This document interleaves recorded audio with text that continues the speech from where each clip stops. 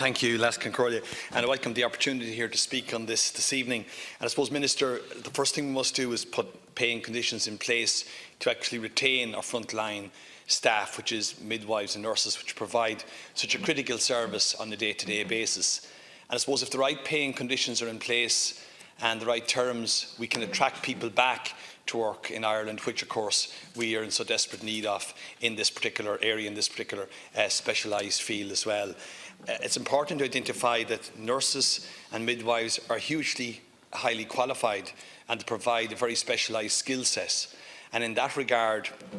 we need obviously to ensure that they are retained here in Ireland to work in this country, but most importantly of all, to provide the much needed day-to-day services on the front line in our hospitals that we all need to engage with and experience at different times through our lives on a day-to-day basis. So I think it's hugely important that we do focus in on that, and within the parameters and the conditions and the terms that we work to put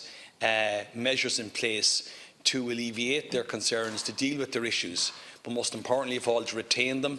and the wonderful skill set they have, and to attract more people back. But the consequences, I suppose, in a general area is that, and my colleague Stephen Donnelly was speaking earlier, if you look in the area, for example, and I've raised it with you directly, Minister, with our spokesperson Stephen Donnelly, by writing to you in relation to the area of DEXA scans, for example. Like at the moment, there's hospitals in Dublin and in Naas that actually can't provide that service. And there's people that needs those services on a day-to-day basis to observe and to keep an eye on and to monitor that condition. And they're not getting those services carried out at the moment, or those scans carried out, and there's no alternative measure put in place for them either, because they're not being referred to other hospitals, that it be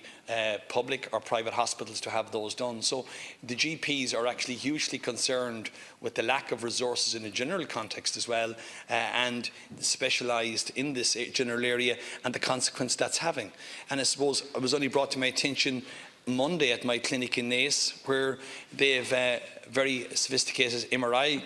machine and scanner there, and that only operates in the morning, and it can't actually operate in the afternoon or evening because they've no staff to do it, and they're sending patients which have to be assisted by nurses in an ambulance to go to a private hospital to get those scans and MRIs done. So that's the consequence we're dealing with. So it's important that we put the packages in place to keep frontline people.